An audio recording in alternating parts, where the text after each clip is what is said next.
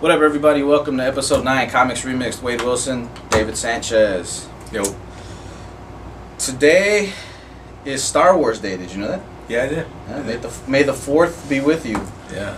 And no, you I'm guys. Not gonna say it. I'm not gonna say it, but yeah, it's cool. May the 4th No, be no, with it's you. not. Droid. You aren't looking at these droids. Yeah, today's National Star Wars Day. I suppose. I guess. Whatever. Why do you think they put it right before Cinco de Mayo? Are they trying to make a statement? Are they trying to take away from us? Dude, I think if you had to put nationalities on the Star Wars characters, C-3PO and R2-D2 would be Mexicans. They'd be Cheech and Chong, dude. I like that better. I like that better than just Chewbacca having to be Mexican. Yeah, just because he's wearing like a bullet belt, and he's hairy. You know they wanted to actually put him a bandana instead of that. Well, a bandana on his forehead, then he'd be like more Oriental. No, I'm talking about like the Chicano headbands, man. You know the fucking. Oh yeah. You know. No, that's not a good joke. Anyways, today's, like I said, Star Wars Day. Tomorrow, May 5th, is Free Comic Book Day. More important than Yes. Star Wars Day. Yes. There's a free Star Wars comic. So, but actually, when you guys watch this, it won't be tomorrow. It'll probably be yesterday was Free Comic Day. So, we hope you enjoyed it. Anyways, let's get into it, man. Episode 9-1, Breaking the Fourth Wall. Yeah, stretch, man. Yeah, stretch for this. This is big. It's big news. You don't want to cramp up for this. No. Start off with something easy. He-Man's coming back. No, man. He's an 80s cartoon. No. Leave him alone. God. He-Man and the Masters of the Universe 6-issue miniseries by DC Comics debuts in July. Oh, man. Fine. James Robinson is writing it, and Philip Tan is doing the art. It's not bad. That's a good creative team. I think maybe I don't have to wait and see situation because He-Man's always either hit or miss. There's never any in between with it. But why am I gonna pick up a He-Man comic when I could pick up a Conan comic? Touche. Yeah, he's a character that's definitely dated. He is a character of his time.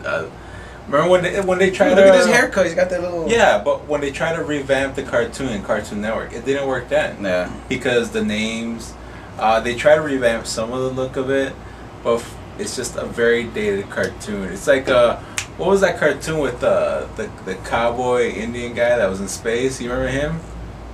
Something Star.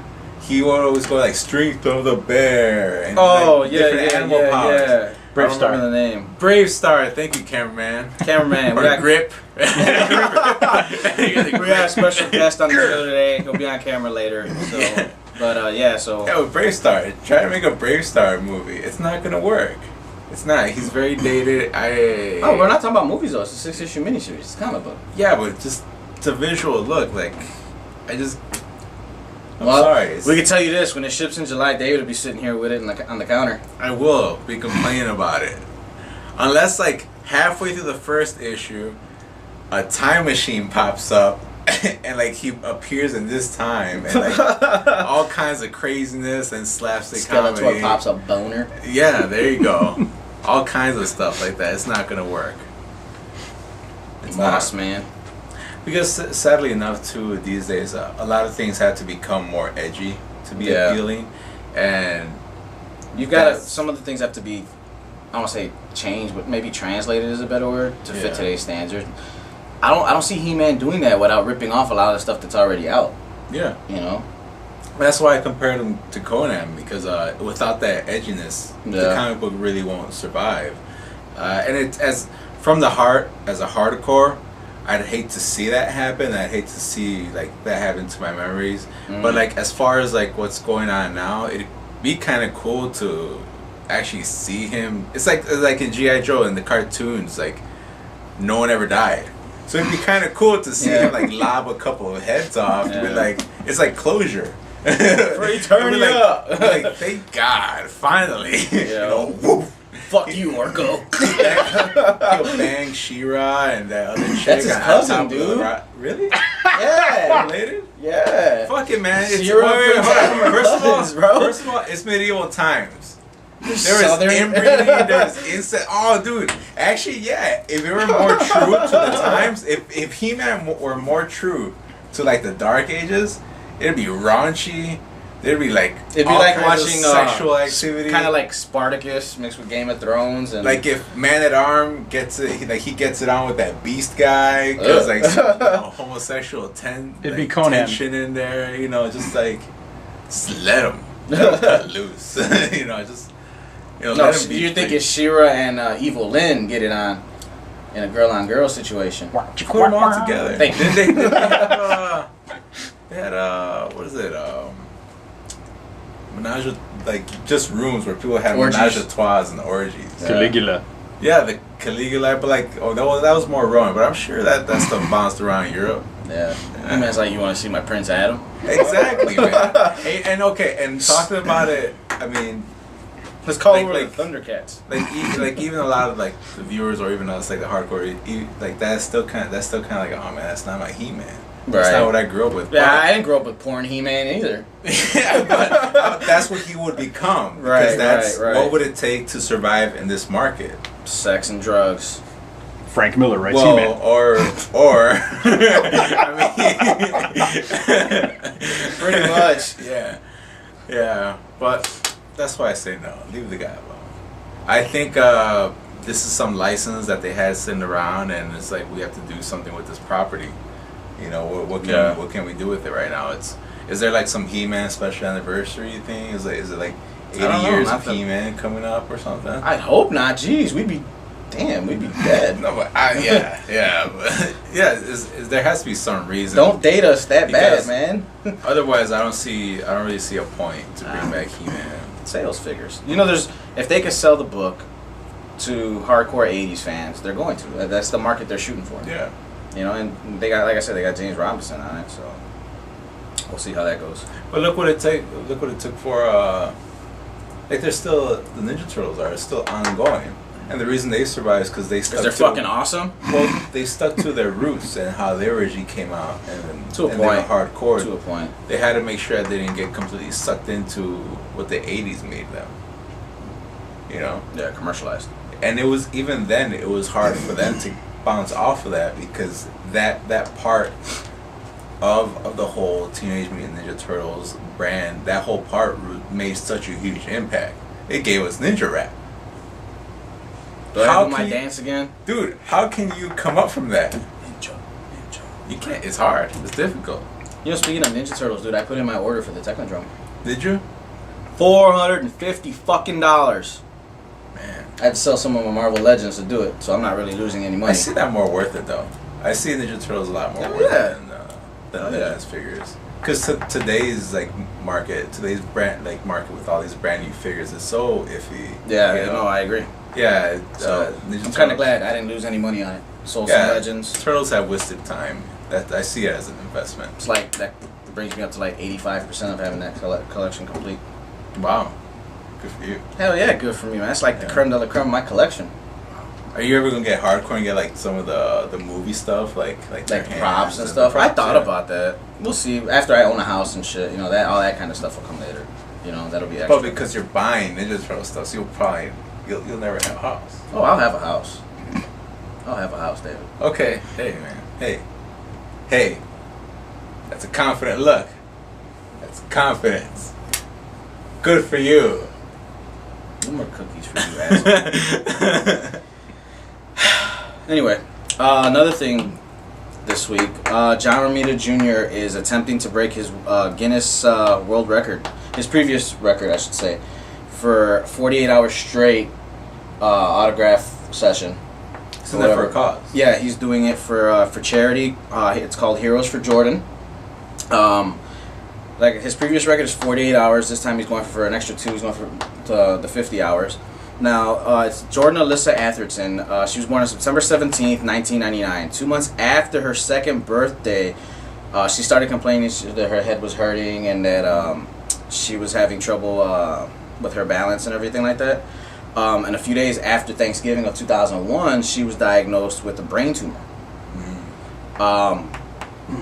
After the surgery, she was considered a high-risk case because she was younger than 3 years old, and they said she didn't really have a chance to make it past 5. So the first time that Romita did the thing, he did it for charity also. It was May 11th, 2002. And it turns out she is his niece. Romita's her uncle. So he was doing it to raise money for her medical stuff, and So, but she was also considered high risk because the cancer had spread down to her spinal column.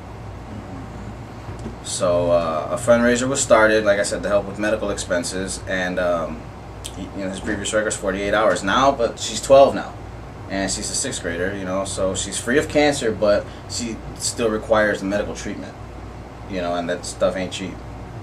So he's going for it again, So for more information to donate to the cause, you can go to heroesforjordan.org, and get all your info there. But it's for a good cause. So yeah.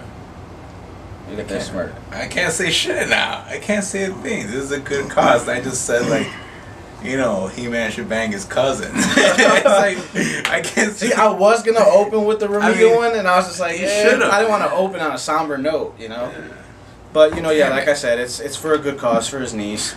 Nobody ever wants to see a kid get hurt, so especially one that it's something that you have no control over, like something like cancer and everything. So go to heroesforjordan.org for more information on how you can help out with this. So Romita's a great artist. Well, that's another thing too. Just as an artist, the power of art, this other side of it, when you are a professional artist or an artist at any level, I personally do see it that it's our own responsibility to try to help out our own community. Like case in point, he's trying to help out his family member with the tool he knows best. I work with my daughter's school at making banners for them whenever they have registration issues. I help them with their advertising, doing stuff for their website, doing banners for their school.